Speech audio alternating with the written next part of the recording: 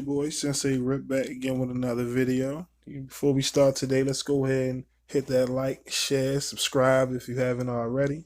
Do me a favor, tap that notification bell. Today we're going to talk about Faith Evans, man. Being exposed for lying, saying she ain't never slept with Tupac, knowing damn well she did, man. I know for some of you motherfuckers, you like, God damn. Ain't this shit old? Yeah, but we living in the times where motherfuckers is pushing propaganda. You talk about the lie enough, it eventually will turn the truth. Motherfuckers die off and can't disprove it, can't debunk it. So, or debunk it, excuse me. So with that being said, I got some clips today, man. And I want y'all to really use your noggin, use your brain, and really think. Did she really sleep with Tupac? And did she know what the hell was she doing? I mean, I get it. Feelings are temporary, they come and go. At that moment, she was feeling like, she was on one. She had to get even. Diddy and them was starving her. You know what I'm saying? She couldn't get no tour money whatsoever. And quite frankly, she had to find a way to get even, man. And this was her way. You know what I'm saying? Did she feed into the bullshit? Of course she did. You know what I mean? She wasn't a complete victim to the whole situation. And, from my knowledge and from my research, it seems as if like she knew exactly what the hell she was doing. Up until the point that, I guess she didn't know that Pac was going to be the one to go as hard or go crazy once, they slept with each other and everything pretty much became set in stone that you just got. It's crazy, man. I know it's a wild year. It's 2019 and it just seems like a lot of people can't keep Pac name out their mouth, man. But one thing I can say, aside from the music, being timeless and legendary, things of that nature, a lot of this shit that Pac said, man, came to light, man, came to fruition, man, came true. And you look at the motherfuckers that's running the game today, man, they not so grand as motherfuckers want to hold them to be. It seems damn near now like motherfuckers got a diss Tupac as a marketing strategy to get on, to stay relevant. And me personally, I want to let the man just rest in paradise, man. Let his music live on forever. But as long as motherfuckers is pushing lies, propaganda, you going to have me and many other platforms that's going to be out here debunking the bullshit. Why? Because these kids today, they don't know. They believe anything Wikipedia show. And that shit can be edited right down the spot. So what I'm going to do is I'm going to play some clips. I got a clip with Faith talking on Vlad TV, giving one account a more relevant interview, and then we got some shit from back in the day. You decide. You tell me what you think. And I'll come back with my comments. The whole process of recording with Tupac. So I guess the way it was laid out was you didn't know Tupac was actually signed to Death Row at the time. I did not. And he had called you to do a chorus on the song Wonder Why They Call You Bitch. Yeah, well, I didn't know what song it was until I actually got to the studio. But yeah. Okay. Can you describe that situation? Going to the studio and then what happened afterwards at the hotel room? Describe it. I mean, pretty much it's exactly what, like I said in my memoir. I mean, I went to the studio. I realized there were a bunch of Death Row people there. So kind of in my mind, it all started kind of figuring it out. I started figuring it out like right there. Like, okay. So, I mean, I played it off and played it cool, even though I didn't think, that was a good look just because of the fact of the Suge and Puff situation. You know what I mean? Even though I didn't really know a lot of the details about what happened, but it was clear that he took a jab at Puff at the Source Awards and stuff like that. But I was pretty oblivious to a whole lot of the things that had gone on prior to that, until probably a few years later, you know what I mean? So I just played it cool because I'm a people person, and some of the people I had seen before or seen in passing or knew who they were, so I gave them respect, gave them a dab, Corrupt, whoever, smoking with people, drinking a Budweiser, just trying to, be cool in the moment to get the thing done, you know what I mean? But not definitely thinking about, like, I know this probably looks crazy. They probably looking at me like, what am I doing here in this situation? But, in my mind and in my heart, I knew that I I didn't really know what I was walking into. You know what I'm saying? So that was probably definitely one of the few times that being so so headstrong and so I'm gonna go get it done on my own, and so I can go by myself and make it happen. I mean, that's one of the times it didn't serve me so well. You know what I'm saying? Because I just it was definitely it was a bad choice, but I didn't know that until then. You know, had I known the things I known, I probably definitely wouldn't have done the song with him. I'm not even probably definitely. I definitely wouldn't have gone in the studio to record anything that was related to Death Row Records at that time. Whoever the artist was, it just, you know what I'm saying. Period.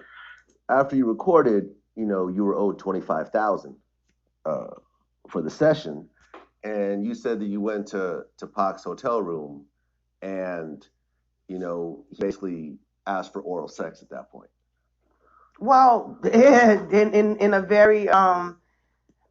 very surprising and offensive way, for sure. But I mean, by that time, I think it was, you know, it was pretty clear to me that it, you know, that was all kind of it seemed to me that was kind of like a plan. You know what I mean? Like you've been kind of guy, like I kind of allowed myself to be played and allowed myself to get into this situation because this is totally not how I operate. That ain't how I do business, and that was never even, you know, up for discussion as far as that being an exchange. You know what I'm saying? That's not what it was about. My whole point for being in LA was to, and not going on that bad boy tour, was to be out there making my money. I've very much always been about the coins. So, you know, it was no way I was about to have done that and have myself do that song, feel the way I felt on the inside, and probably look to those people without getting some money when it's all said and done.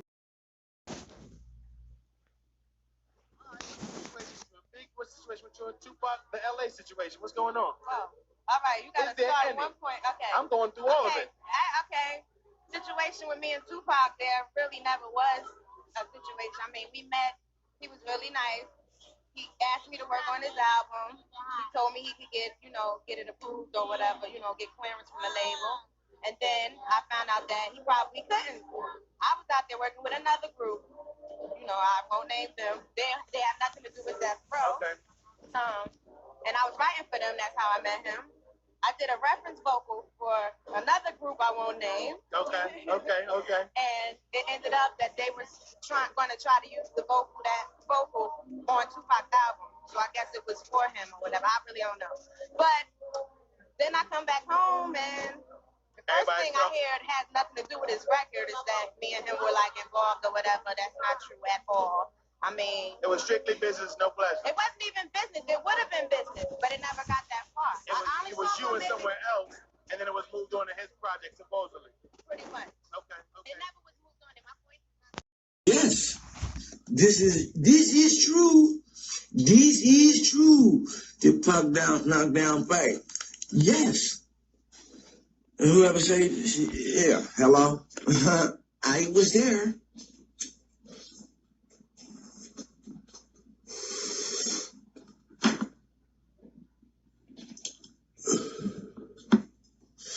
Yeah, man, rest in peace to Big Sight, too. Because he was there also. You feel me? That's a whole story wrapped in itself. How about this?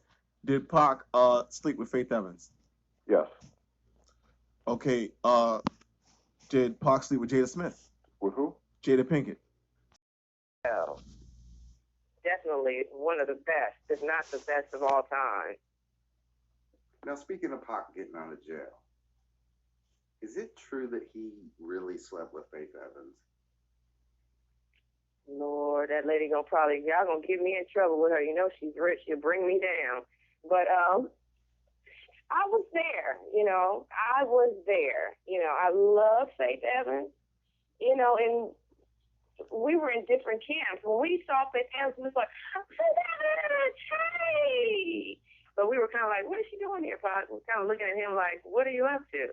I mean, he literally took me to the next room, where the booth is, where, the mic and everything is. It's the next room. He was in the control room altogether. But he took me in there, and I said, what's going on? He said, I got that bitch. And he was all hyped out and all that. I'm like, Pac, what's going on? He's like, I got this. Don't worry about it. I got this all in control. She did a song for me and everything. I'm like, really? So, I go back and, back in there. But you know, legs were all over each other, sitting all over each other, because I was on the couch with him, baby. It was the three of us. And, honey, legs all entwined. I said, well, here y'all go on, you know, go on with yourselves.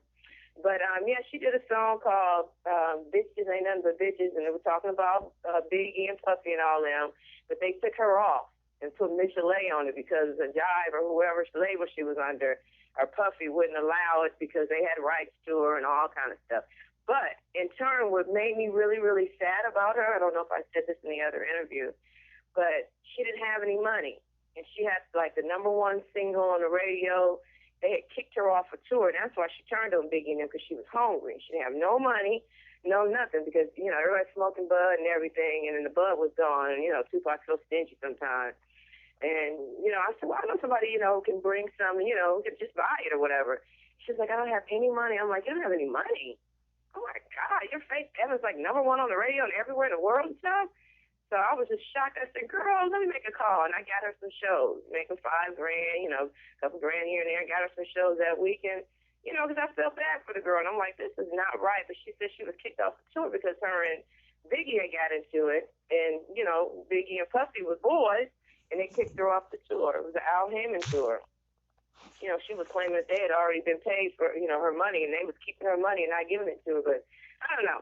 That was what she was saying. But definitely, I was there, and, you know, I didn't see the actual intercourse go down, but they were lovey-dovey all together, and they weren't hiding it.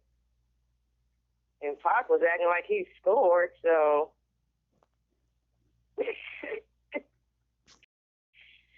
I believe in her book she says she was tricked into recording with Tupac. No, I wasn't there when she did the actual singing, but she had did the singing earlier that day, and they were happy about it, and they played it right there in front of her with me, right there, all in the studio, and everybody was like, yeah, and she was happy about it. So did they trick her and say that he was talking about somebody else? I don't know, but she knew she was singing that song and what the song was talking about.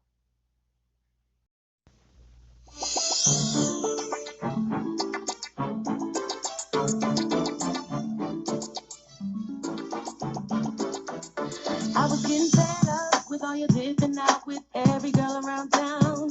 You know what I'm talking about, cause you've been called and I forgave you many times. But now I slipped up, and while your friend was around, I gave him a taste of my love. I know that I broke his heart for a night of love, but don't let that break us up. This is a game, baby. I know what's going on when you say you're alone, and you won't pick up the phone. Game, baby. You can't even hate, don't get up in my face, cause your boy got a taste. Well, there you have it. As you can see, in the Vlad interview, she makes it seem like, you know, homeboy was just straight wilding and violate. Or at least when she go pick up her bread. But then the older interview, back when, you know, that shit was freshly happening, she says Pac was nice. You had individuals that was in the room that can give you clear accounts of how she was acting. You know, she wasn't coerced. If anything, you heard Lady Natasha, man. She said she was into that shit, man. She knew exactly what she was doing, jumping on disc records. I mean, god damn. Do that sound like a motherfucker that's been tricked? At the end of the day, man, there's too many people involved for you to sit there and push the lies and the propaganda. Yeah, you got a book. And it's crazy because I'm talking to my peoples and they like, dude, she was on Drink Champs. She even admitted to eating Biggie ass. That's like, ugh. You went that far to admit to eating Biggie's ass to show your loyalty, but you can't even be honest and keep it real with yourself and say, yeah, man, I slept with Pac. It happened. Even Big took a stab at it. You know, Faith was pregnant. She had 2 Pacs. Get it? 2 Pacs. I mean, come on, man. Y'all know what it is. Like, share, subscribe, hit that notification bell. It's your boy Sensei Rip out. I'll be back with more content.